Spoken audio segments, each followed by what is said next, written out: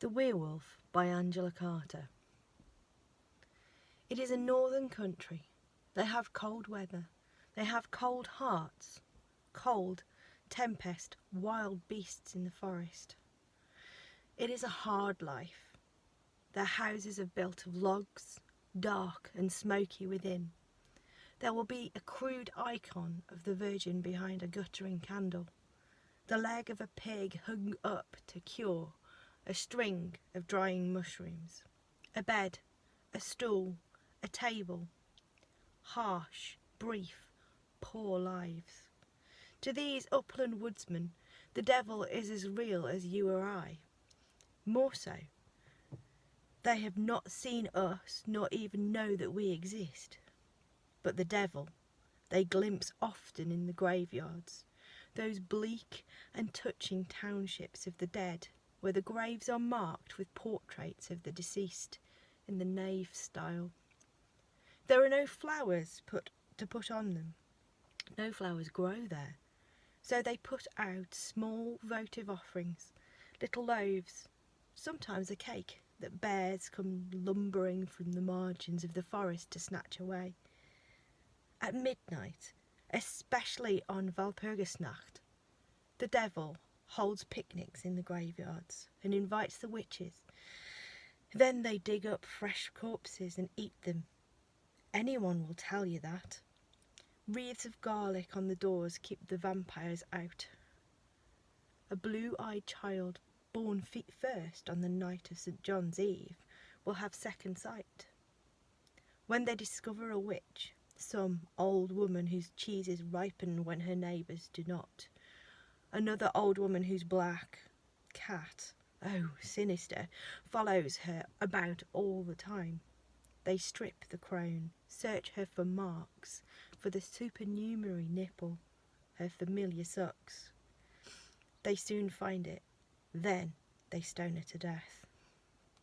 Winter and cold weather. Go and visit grandmother who has been sick. Take her the oatcakes I've baked for her on the hearthstone and a little pot of butter. The good child does as her mother bids. 5 miles trudge through the forest. Do not leave the path because of the bears, the wild boar, the starving wolves. Here, take your father's hunting knife. You know how to use it. The child had a scabby coat of sheepskin to keep out the cold.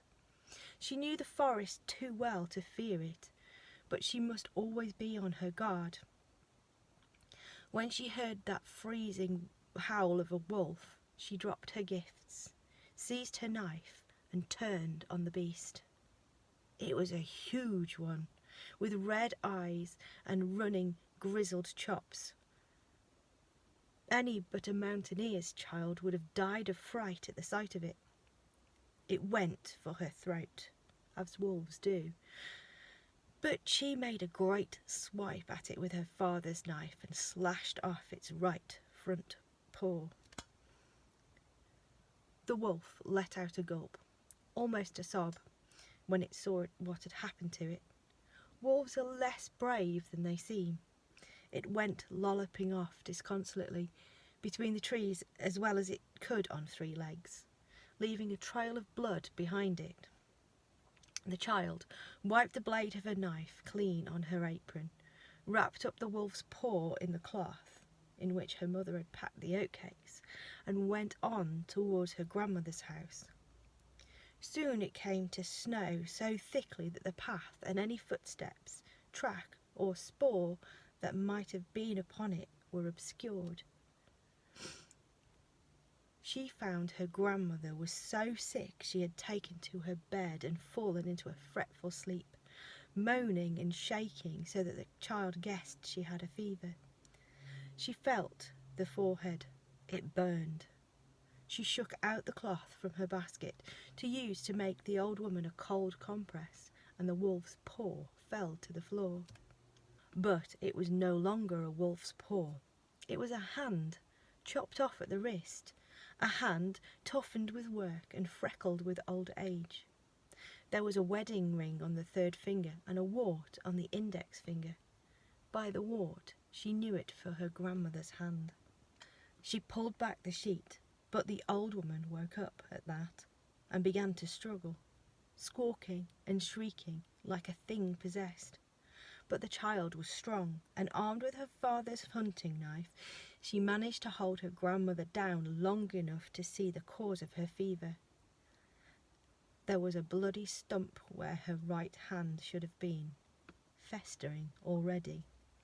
The child crossed herself and cried out so loud the neighbours heard her and came rushing in.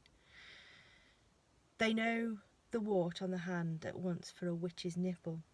They drove the old woman, in her shift as she was, out into the snow with sticks, beating her old carcass as far as the edge of the forest, and pelted her with stones until she fell dead.